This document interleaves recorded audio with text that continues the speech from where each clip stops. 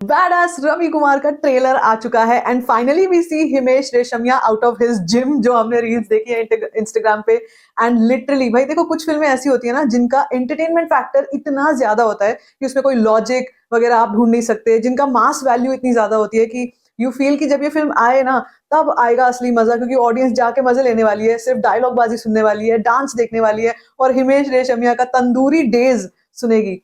इस ट्रेलर में का सबसे हाई पॉइंट ही वो था जब इसमें तंदूरी डेज मुझे सुनाई दिया। लिटरली मजे आ गए थे सुनकर, क्योंकि ऐसी बहुत कम फिल्में होती हैं जिनको हम एक्चुअली ना बिना कुछ सोचे समझे इंजॉय करना चाहते हैं। और यहाँ पर जब हमने टीजर देखा था of this film badass Ravi Kumar, उसी टाइम पे पता था कि ये प्रॉपर मसाला फिल्म होने वाली है, जिसमें हमको कोई लॉजिक नहीं ढूंढना है, जिसमें हमको ये नहीं सोचना है कि ये एक्टर ये क्या बोल रहा है, ये क्या कर रहा है।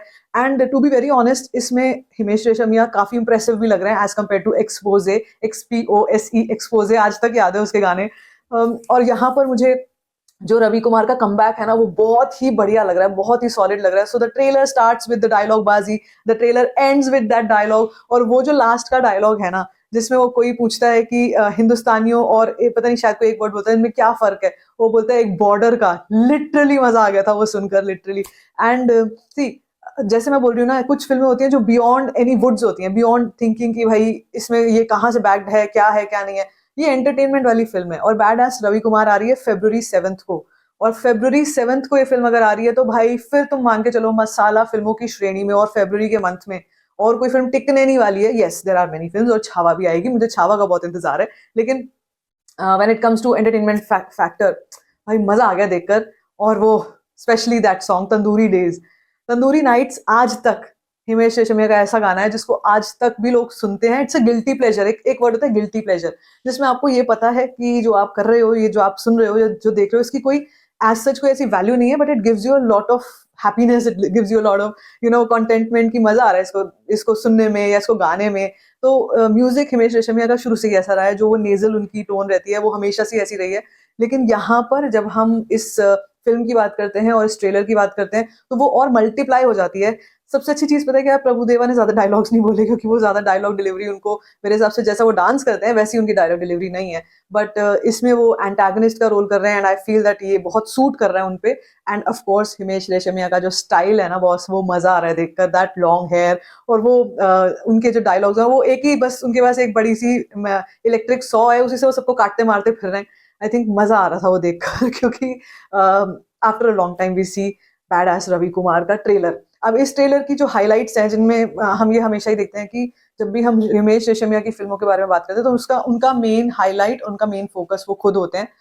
उनकी कोई भी एक्ट्रेस हो, कोई भी विलन हो, उस पर नजर नहीं जाती, उनके ऊपर नजर जाती है। और जो उन्होंने उसको निभाया है, आई थिंक बहुत अच्छा लग रहा है वो।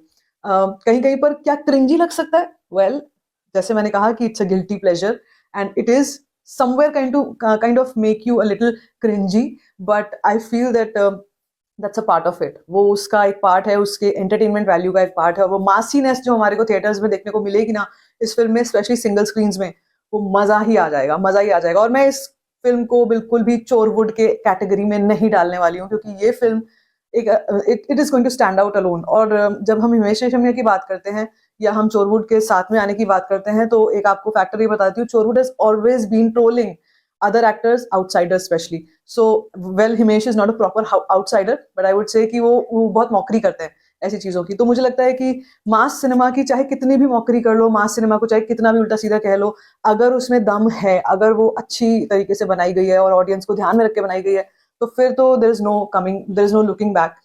And I feel that this film is going to have a good opening, a good mass audience. और कई बार ऐसा भी हो सकता है कि ये सरप्राइज कर दे ट्रेड्स को, क्योंकि ट्रेड्स भी शायद इतना नहीं सोच पाएंगे नंबर जो ये फिल्म करने का दम रखती है।